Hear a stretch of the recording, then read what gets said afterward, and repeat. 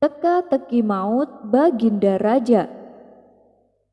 Abu Nawas memang orang yang mempunyai jiwa sosial yang tinggi. Sering salam sapa dan tak jarang pula nongkrong bersama kawan-kawannya.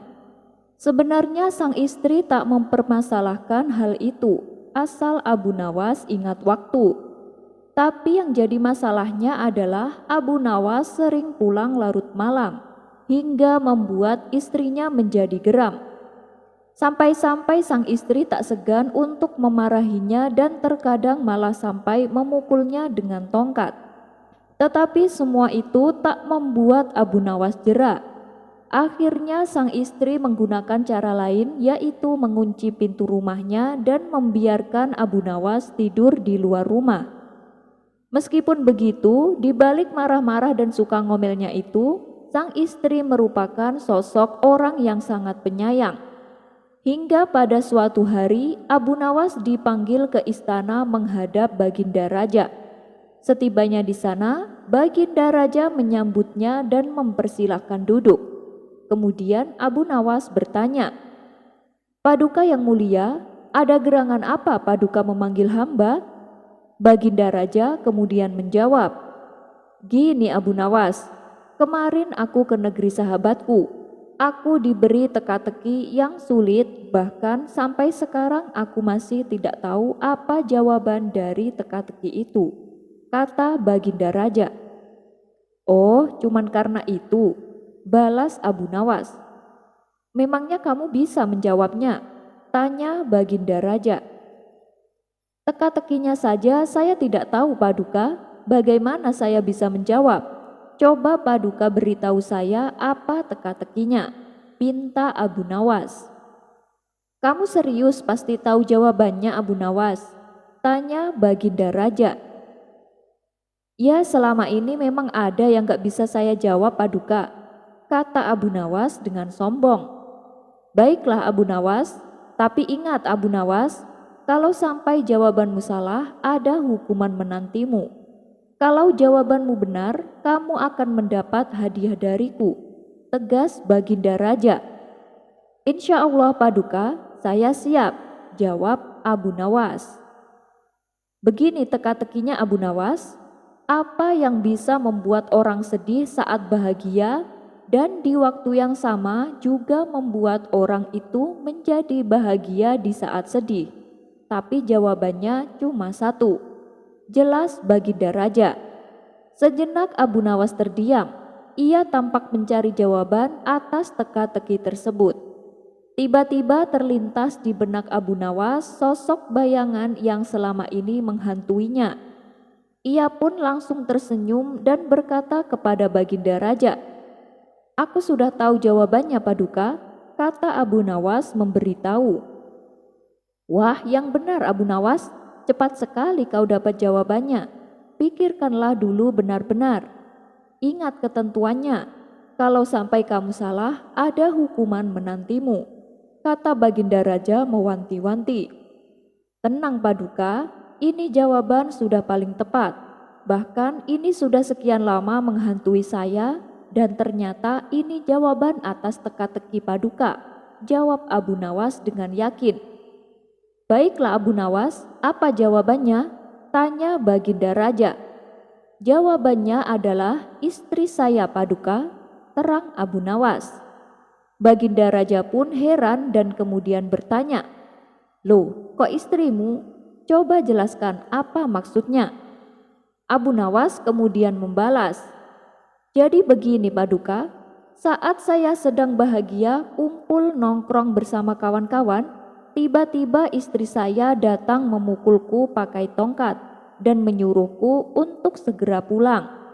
Nah, itu dia membuatku sedih di saat bahagia. Tapi di saat itu juga saya merasa bahagia karena bersamaan dengan kedatangan istri saya, Tuan Hamid juga datang untuk menagih hutangnya padaku," jelas Abu Nawas. Spontan Baginda Raja tertawa terpingkal-pingkal mendengar jawaban Abu Nawas. Ia pun diberi hadiah oleh Baginda Raja sekantong koin emas. "Ini hadiahmu Abu Nawas, jangan lupa lunasi hutangmu ke Tuan Hamid, kata Baginda Raja sambil terus tertawa. Taubatnya seorang raja kafir yang sombong. Dikisahkan, dahulu di suatu negeri ada seorang raja yang sangat sombong dan suka menghina. Kesombongannya ini bukan ditunjukkan kepada manusia, tetapi kepada Allah yang merupakan Tuhannya orang Muslim. Saking tidak sukanya kepada Allah, raja tersebut bahkan sampai mengejeknya. Baginya Tuhan yang sejati adalah berhala yang disembahnya. Akibat perbuatannya ini membuat kaum muslimin merasa geram dan jengkel.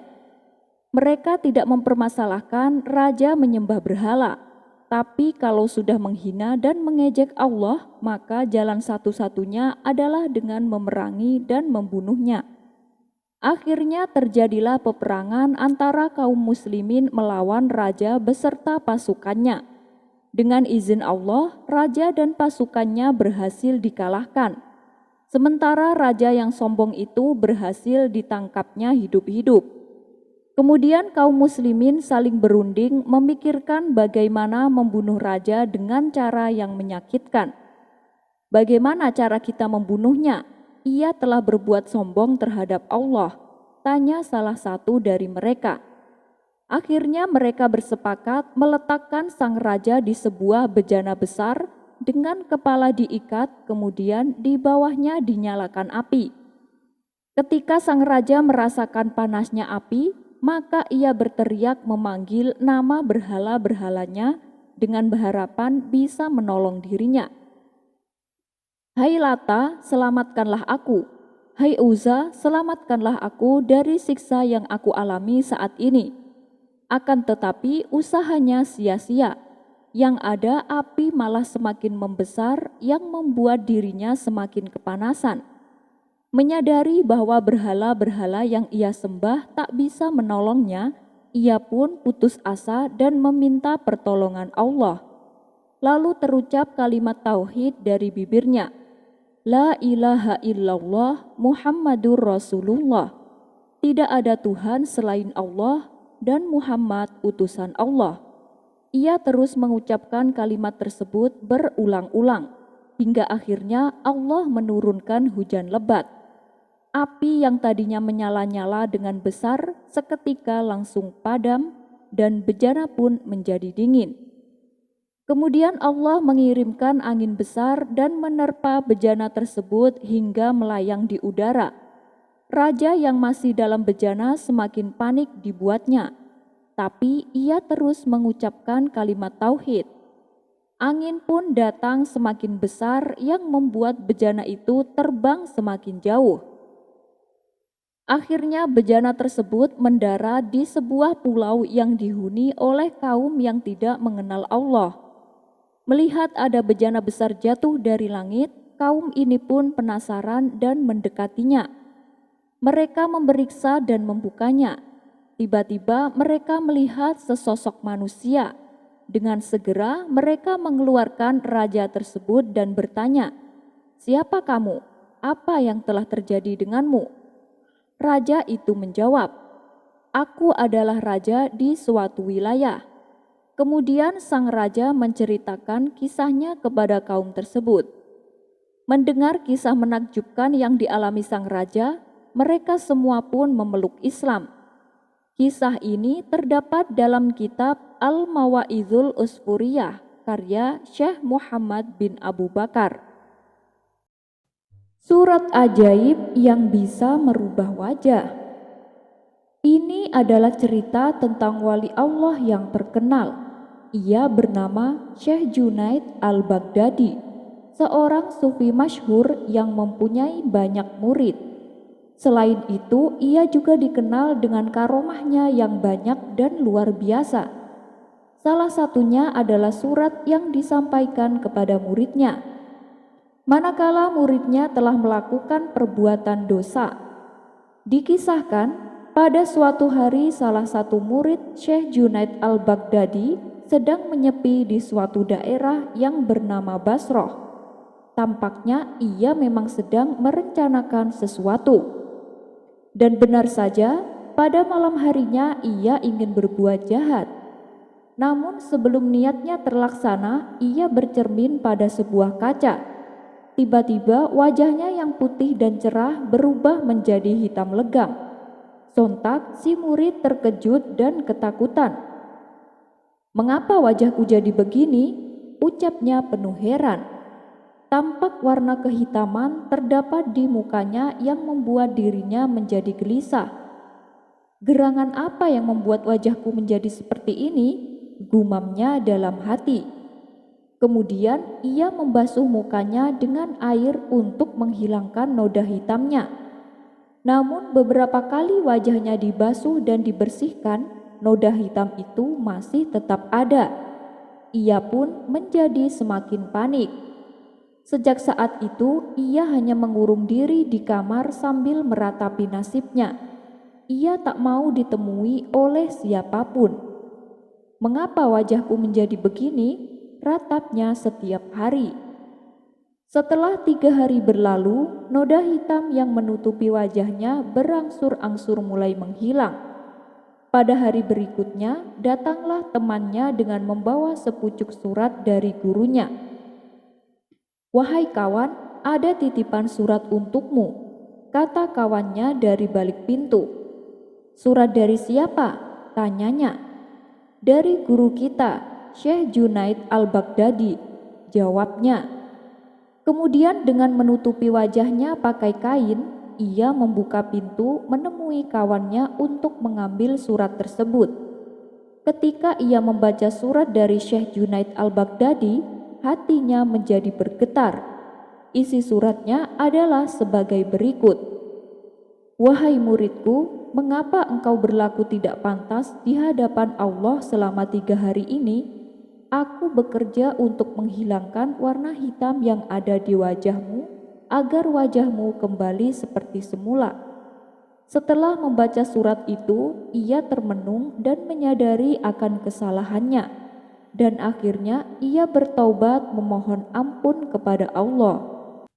Kisah selanjutnya, Habib bin Muhammad al-Ajami adalah seorang wali Allah yang mempunyai karomah luar biasa.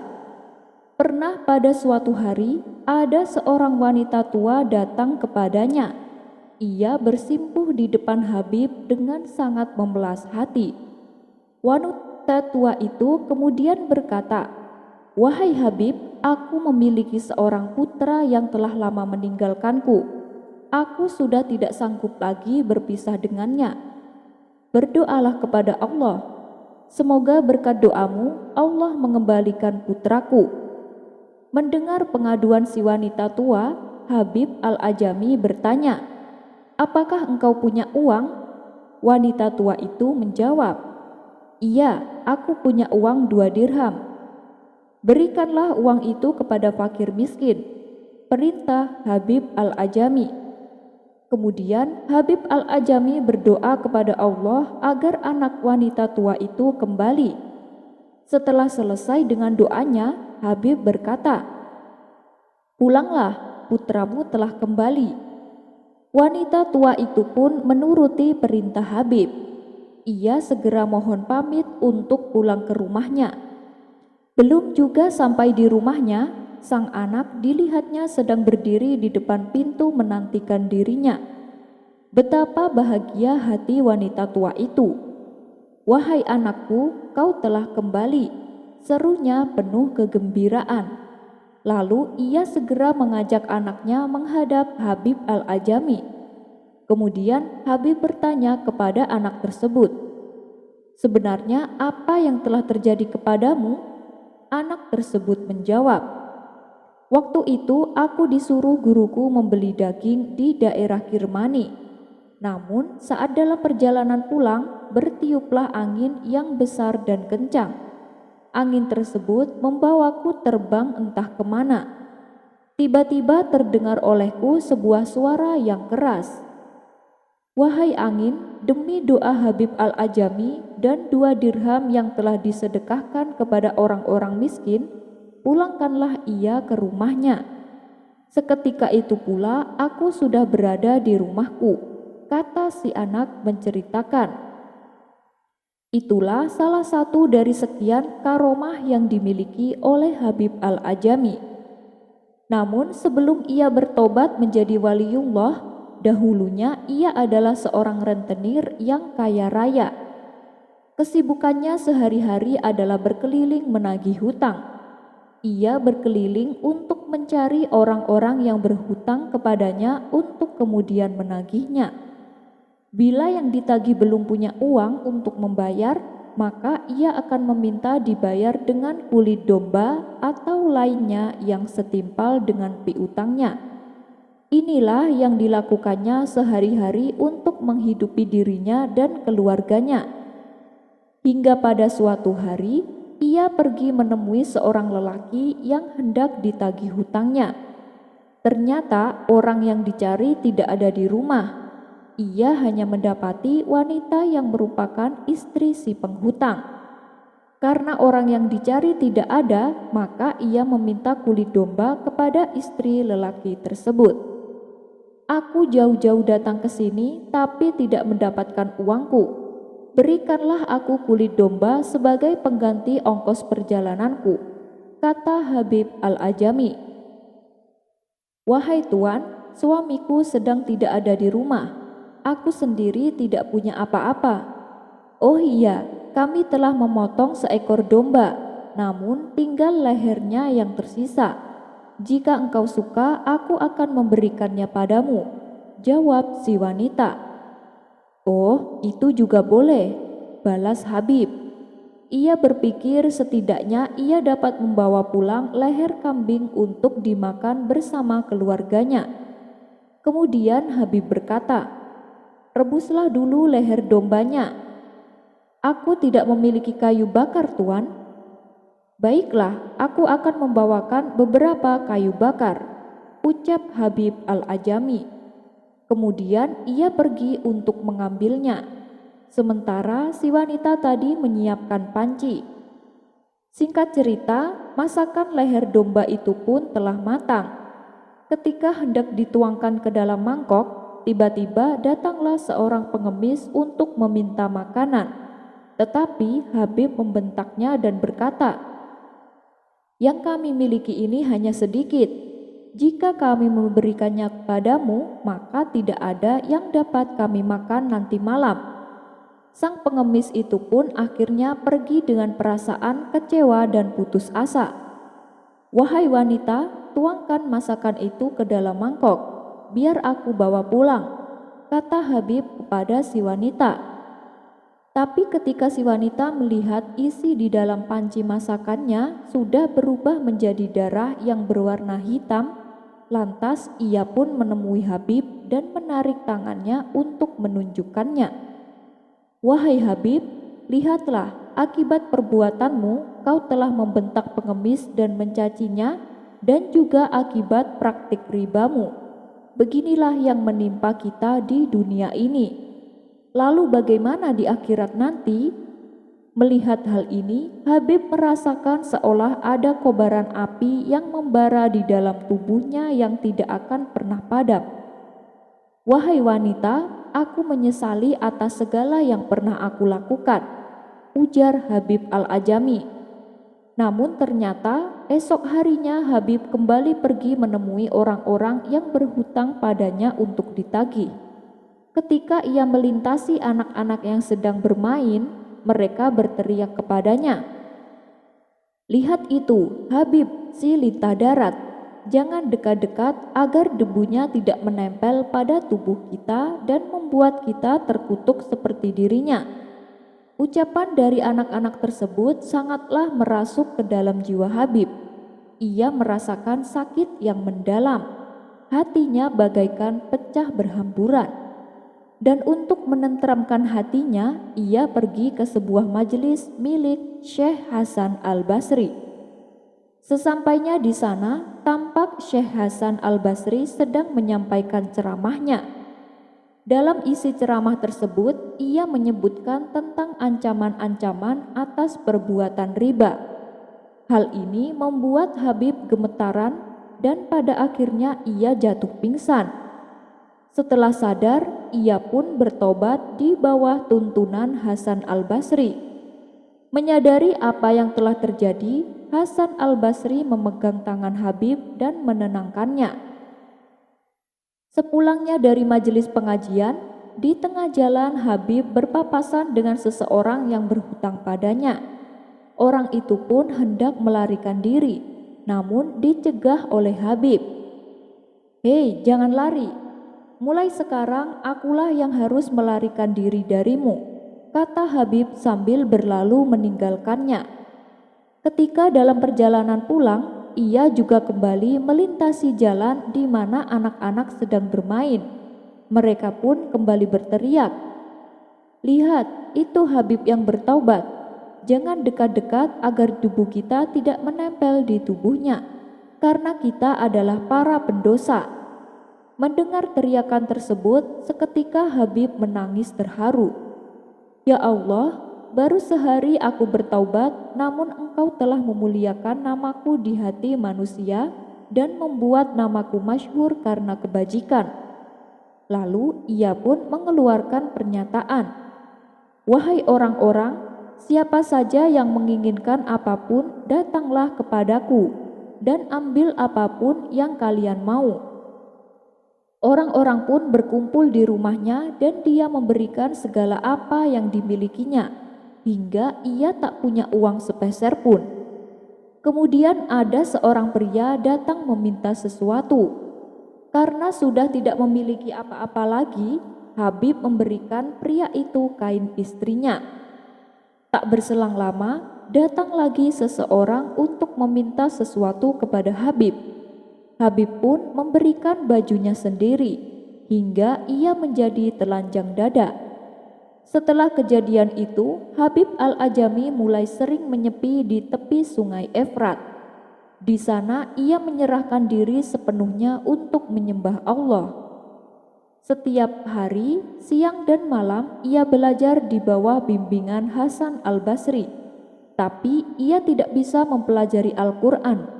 Karenanya ia dijuluki Al-Ajami atau barbar. Seiring berjalannya waktu, ia pun menjadi orang yang sangat miskin. Suatu hari istrinya meminta untuk memberinya nafkah sehari-hari. Maka ia pun pergi keluar rumah menuju tepi sungai Efrat untuk beribadah. Ketika malam tiba, ia kembali ke rumah. "Wahai suamiku, di mana engkau bekerja? Kenapa tidak membawa apa-apa?" tanya istrinya. "Aku bekerja pada seseorang yang sangat dermawan. Saking dermawannya aku sampai malu untuk meminta sesuatu kepadanya. Tapi katanya setiap 10 hari sekali aku akan menerima upah," kata Habib memberitahu. Begitulah seterusnya. Setiap hari Habib pergi ke tepi sungai Efrat dan beribadah di sana. Hingga akhirnya hari ke-10 pun telah tiba. Ia bingung harus menjawab apa bila ditanya sang istri, "Apa yang dapat aku bawa pulang malam ini dan apa yang akan aku katakan pada istriku?" kata Habib merasa cemas. Sementara di tempat lain, istri Habib yang sedang berada di rumah tiba-tiba mendengar suara pintu diketuk.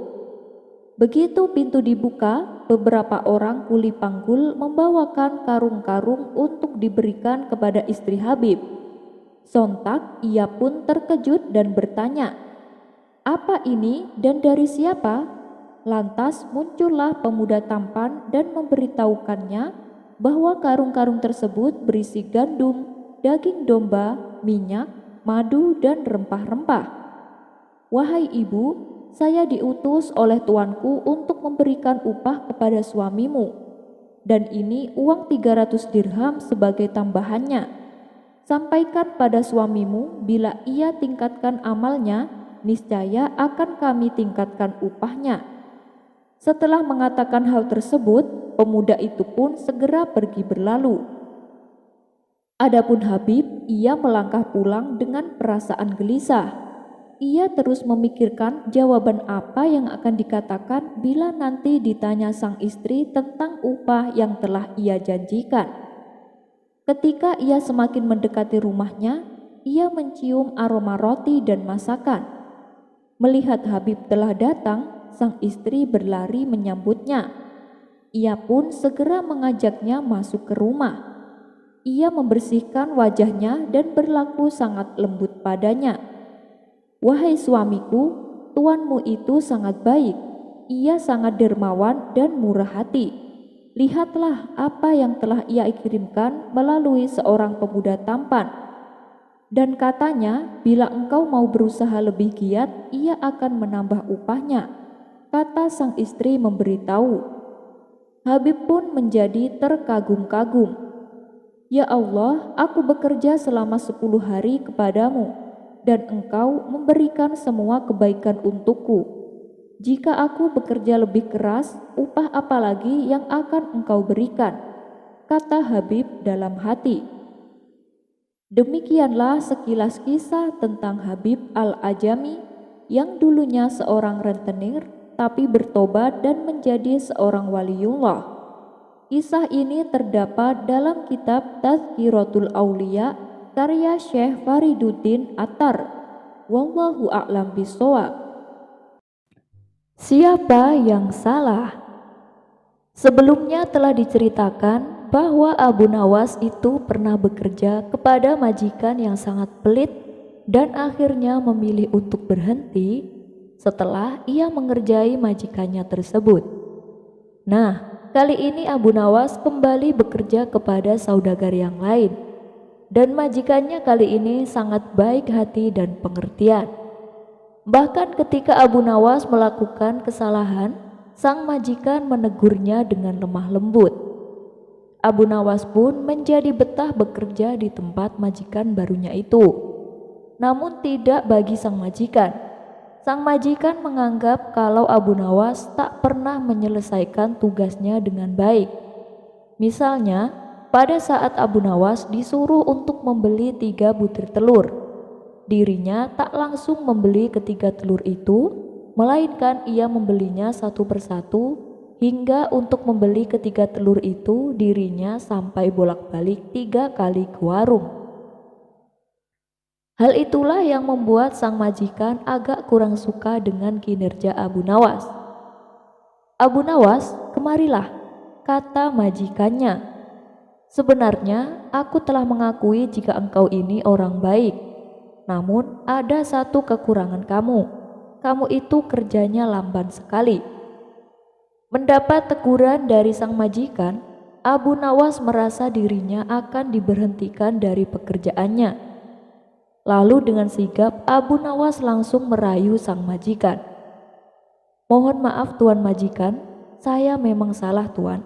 Tapi saya jamin hal itu tak akan terulang kembali untuk kedepannya. Saya akan mengerjakan sekaligus supaya cepat selesai," kata Abu Nawas.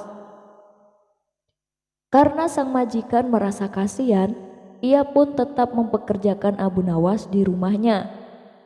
Sedikit demi sedikit Abu Nawas mulai belajar agar tak mengulangi kesalahannya. Hingga pada suatu hari, sang majikan jatuh sakit. Ia hanya terbaring lemas di tempat tidurnya. Dengan perasaan iba, Abu Nawas bertanya kepada sang majikan, "Tuan Majikan, adakah yang bisa saya lakukan?"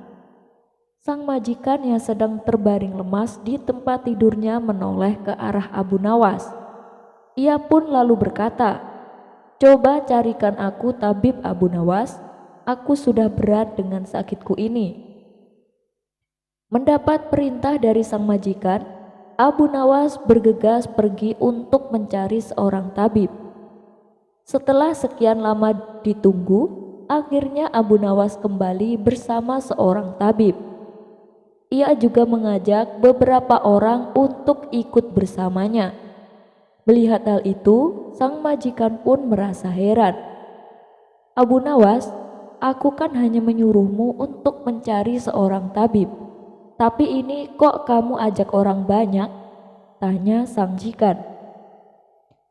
Dengan entengnya Abu Nawas menjawab, "Ini biar saya tidak bolak-balik Tuan."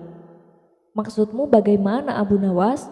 tanya sang majikan bingung. "Jadi gini Tuan, setelah Tuan diperiksa tabib, biasanya kan Tuan disuruh minum obat. Nah, saya ajak sekalian tukang obatnya. Sedangkan tukang obat kan biasanya butuh ramuan untuk membuat obatnya. Maka saya ajak juga penjual ramuan obat-obatan. Tapi karena saya khawatir Tuan tak bisa disembuhkan, ya jadi saya ajak juga tukang penggali kubur, kata Abu Nawas mencoba menjelaskan. Adas Abu Nawas, kamu ini ada-ada saja, balas sang majikan sambil menepuk jidatnya. Kisah selanjutnya. Seringnya Abu Nawas berjalan bolak-balik menyusuri hutan, membuat dirinya tidak menyadari kalau sepatu yang dipakainya mulai rusak. Hingga pada suatu ketika, saat ia berada di tengah hutan untuk menebang kayu, sepatunya sobek dan tak bisa digunakan. Ia pun lalu membuang kedua sepatunya. Terpaksa ia berjalan pulang tanpa menggunakan alas kaki. Karena jarak yang ditempuh lumayan jauh, membuat telapak kaki Abu Nawas menjadi bengkak. "Kenapa dengan kakimu? Mengapa tidak pakai sepatu?" tanya sang istri merasa prihatin. "Sewaktu di hutan sepatunya rusak, tak bisa digunakan lagi. Jadi aku buang saja," jawab Abu Nawas. "Aku ada uang simpanan, belilah sepatu baru," tutur sang istri. Wajah Abu Nawas yang tadinya murung kini langsung menjadi ceria. Ketika sang istri memberikannya uang, Abu Nawas segera bergegas ke toko sepatu. Namun sebelum berangkat, Abu Nawas terlebih dahulu mengukur kakinya dengan sehelai jerami dan menandainya. Barulah ia pergi ke toko sepatu yang ada di kota. Sesampainya di toko sepatu, ia lupa membawa jerami yang tadi digunakan untuk mengukur kakinya. Tentu saja hal ini membuat Abu Nawas kebingungan. Pasalnya hari sudah menjelang sore, yang berarti tidak lama lagi toko akan tutup. Akhirnya Abu Nawas menemukan solusi. Ia menghampiri pemilik toko sepatu dan berkata, "Tuan, bisakah Tuan menunggu barang sejenak? Aku akan mengambil jeramiku yang tertinggal di rumah." Belum sempat si pemilik toko menjawab, Abu Nawas bergegas pulang ke rumah untuk mengambil jerami pengukur kakinya.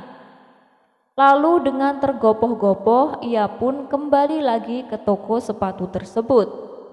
Naasnya waktu sudah hampir malam dan toko yang ia datangi tentu saja sudah tutup. Ia pun akhirnya pulang ke rumah dengan perasaan kecewa.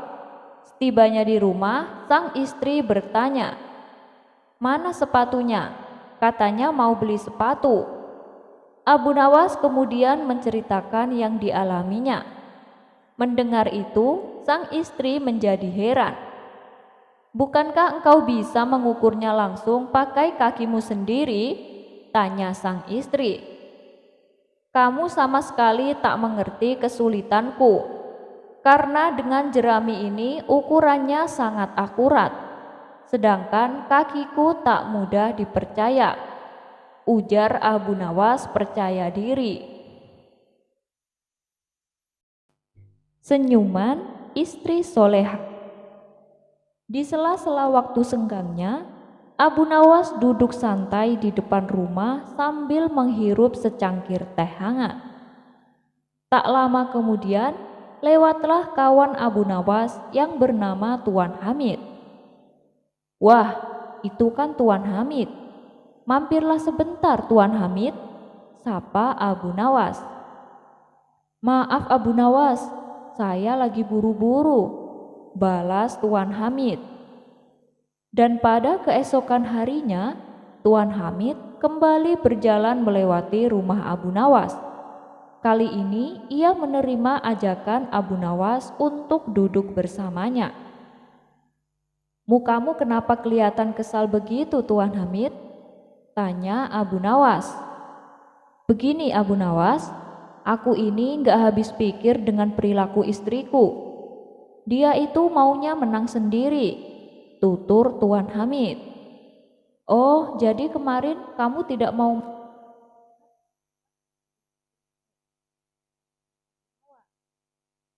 Ya, kalau aku telat sebentar saja, dia langsung ngomel-ngomel.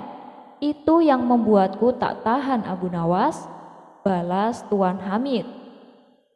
Ya sudah, namanya juga wanita, maunya menang sendiri, ujar Abu Nawas. Kamu sih beruntung, Abu Nawas, punya istri yang penurut, timpal Tuan Hamid. Lah, kata siapa? Istriku bahkan lebih galak daripada istrimu, sahut Abu Nawas.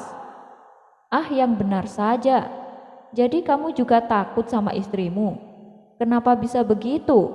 Kamu kan terkenal orang cerdik, Abu Nawas, tanya Tuan Hamid. Abu Nawas pun menceritakan awal mula ia takut dengan istrinya.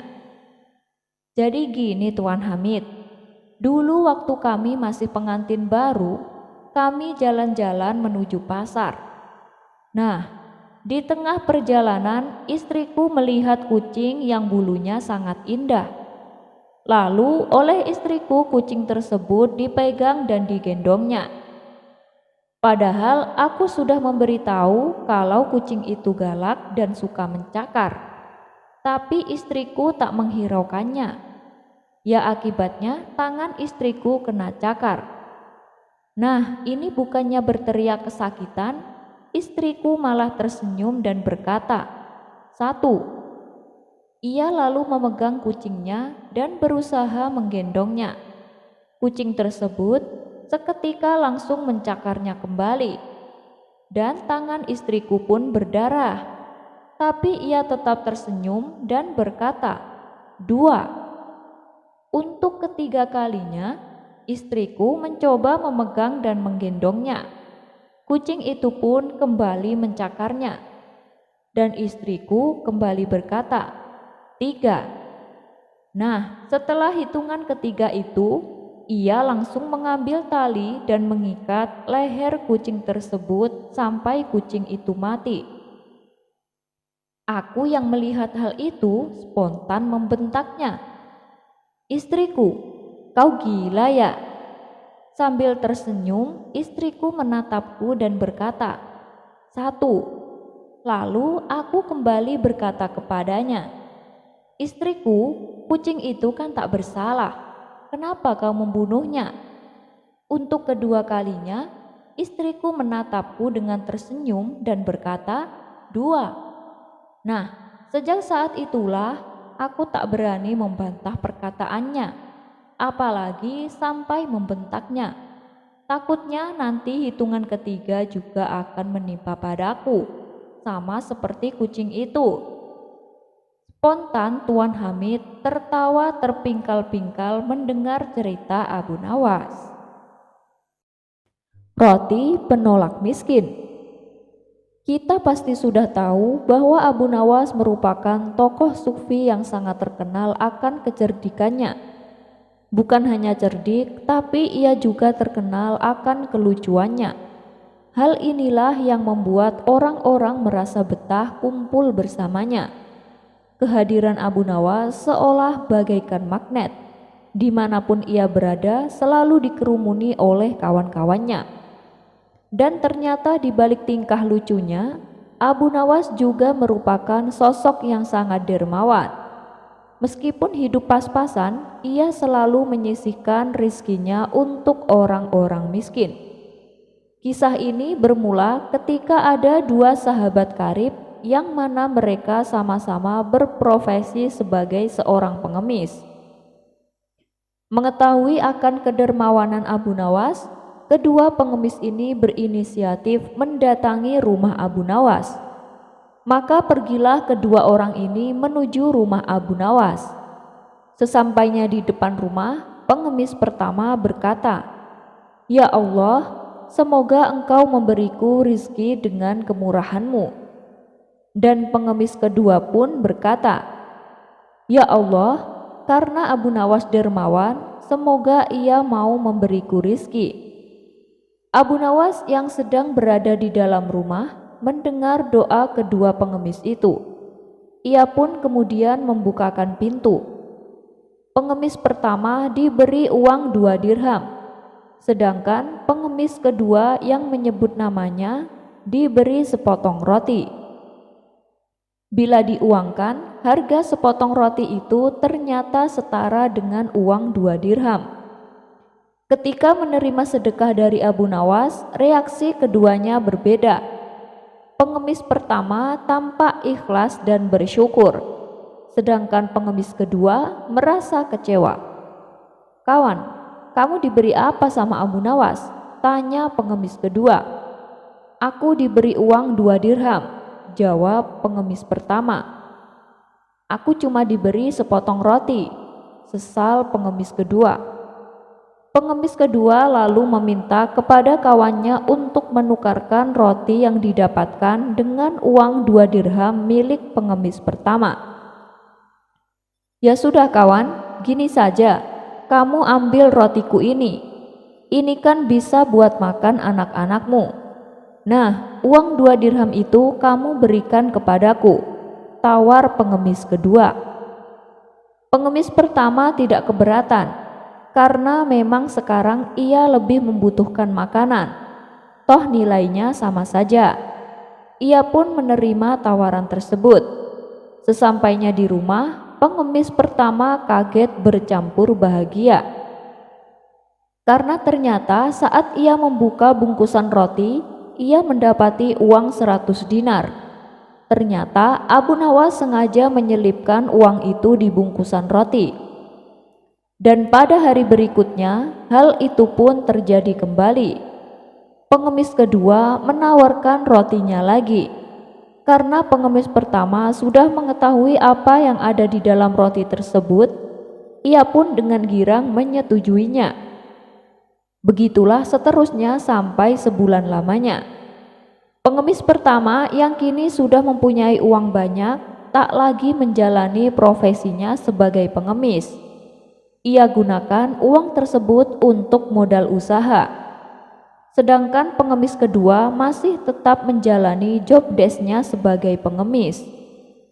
Hingga pada suatu hari, saat dia kembali mengemis di rumah Abu Nawas bertanya kepadanya, "Emang belum cukup yang aku berikan kepadamu kemarin-kemarin itu?" Dengan sedikit bingung, pengemis kedua menjawab, "Loh, tiap hari Tuan kan hanya memberiku sepotong roti. Terus aku jual saja roti itu kepada kawanku seharga 2 dirham." Tersentaklah Abu Nawas mendengarnya. Tapi karena peristiwa tersebut, Abu Nawas mendapatkan pelajaran yang sangat berharga. Dalam hati Abu Nawas berkata, "Waktu pertama kali kedua pengemis itu datang ke rumahku, pengemis pertama berdoa mengharap kemurahan Allah, maka Allah pun memberikan rezeki dan kemurahan kepadanya. Sedangkan pengemis kedua berdoa mengharap kemurahanku, maka Allah haramkan pengemis kedua atas pemberianku, walaupun aku ingin memberinya. Sungguh ini membuatku sadar bahwa Sang Pembuat takdir tak dapat terkalahkan, dan Dia Maha Kuasa atas segala sesuatu."